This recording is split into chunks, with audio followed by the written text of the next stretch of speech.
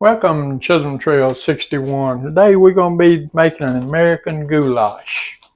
And the first thing you want to do in my little Dutch oven here, 4-quart Dutch oven, I got it heating on the stove. I'm going to put about a tablespoon of oil in it. Now you can use vegetable oil, you can use Crisco oil, you can use canola oil, whatever you want. Here I got 1 pound of ground beef. I'm just going to drop it in there.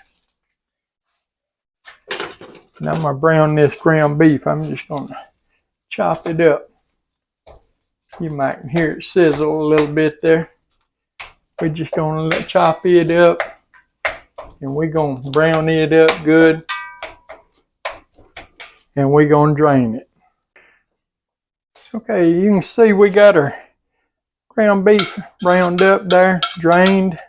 So what we're going to do now, on our plate here, we have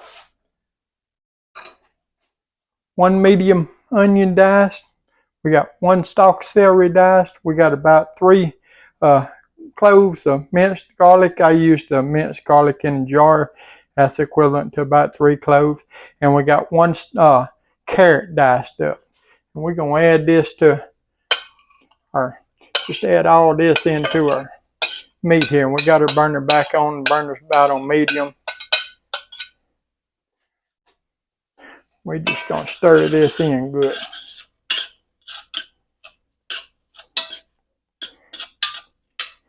We're going to just let this saute in here for about 5 minutes. You want to let this saute. Now, a lot of people don't know that a carrot put in like this will add just a subtle sweetness to your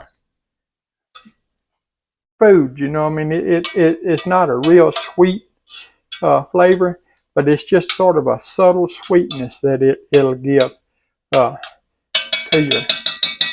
your food.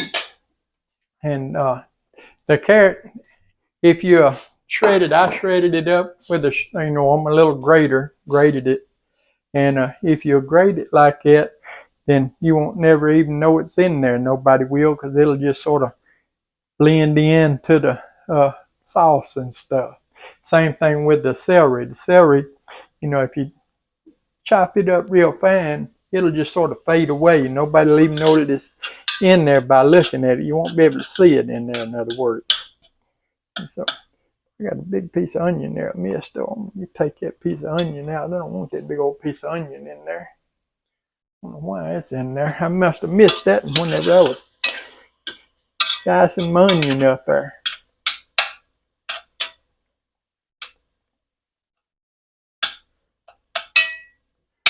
Like I said, we want to let this go for about 5 minutes. There's what we want to do.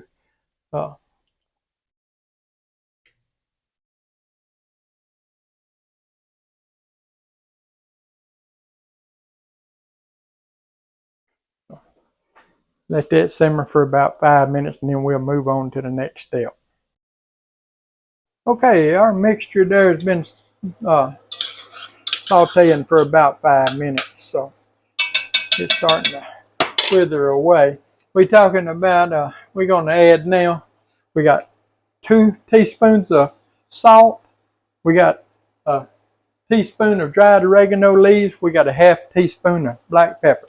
We're just going to sort of put those in there. We're going to give her a little stir here, just to get that mixed in some.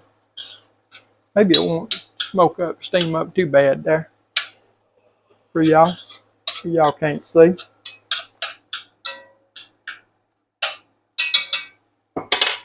And then in here, we got 28 ounces of crushed tomato.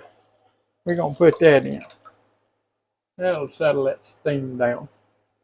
28 ounces of crushed tomatoes.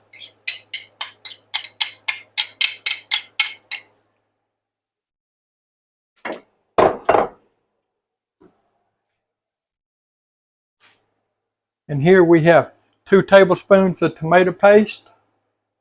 We're going to put in there.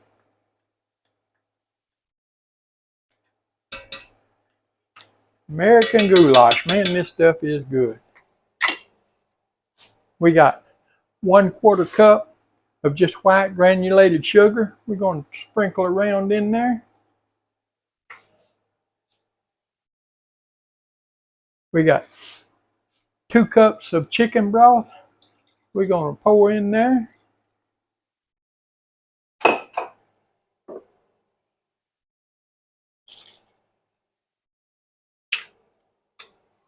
And we're going to add 2 tablespoons of Worcestershire sauce. Now I'm using a half a tablespoon, so I'm going to do 4 of them. That'll be 2 tablespoons. The W stuff. Nobody, I don't think, really knows how to say that word. Worcestershire, Worcester, something, something, and something. At any rate, we put two tablespoons of it in there anyway. We're just going to let that come. We're going to turn the heat up here. We're going to let that come up to a boil. And what we're going to do when it gets to a boil, we're going to turn the heat down. We're going to let it cover it with our lid here. And we're going to let it simmer for 20 minutes. And whenever that gets done, we'll bring you back for the next step. Okay, we've had our meat mixture there simmering. There goes the timer on it for 20 minutes now. All we want to do now, we're just going to take the lid off of it.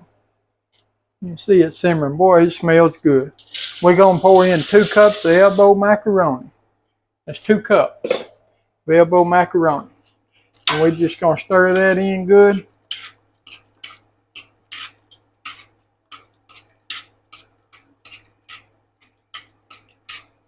Get her stirred up there real good in our meat mixture.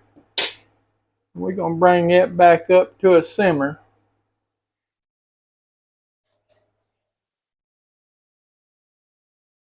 Once she gets back to a simmer there, we're going to cover it up and we're going to let it simmer for 20 more minutes. We ain't done with this bad boy yet. I'm going to tell you now. There comes our little simmer there. So we're going to turn our burner down a little bit there. Turn it down to about low. And we're going to put her lid back on it. And whenever she gets done simmering for about 20 minutes there, then we'll bring you back. Okay, our 20 minutes up. We got our healthy pasta cooking in it for about 20 minutes there. We're going to open this bad boy up and take a look at it here. Next thing you want to do, you can see it is thickened up now. And it's supposed to be a moist, like, you see how moist it looks there? If it starts to run dry on you before your time's up there, before your pasta gets done, you can add you a little bit of hot water into it. But the next thing we're going to do, we got about 1/4 cup of grated Parmesan cheese here. We're going to put it in there. And we're going to stir it in good. Right, handle's hot. Can't hardly handle it. I laid my pot holder here down somewhere. I don't know where I laid it at. But anyway, just stir it around in there real good.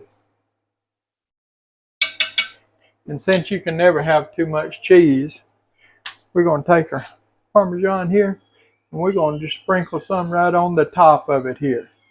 And what we're going to do, we're going to sprinkle it on the top of it. Just give it a light coating right on the top.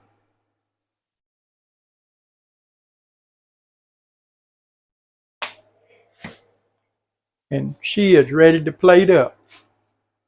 We're going to dip a little bit out and we're going to show you what it looks like here. Man, what you talking about? I can eat that stuff going in the coming. But you can see how it's moist, but it's not, it's not where it is runny. You don't see anything running out of it or anything, but it's soft and moist. That's the way it's supposed to be. It's not supposed to be dry. Like I said, if you run dry, and it starts getting too dry, and just add you a little bit of hot water in it if you would. And that, stir it in, and that'll take care of it.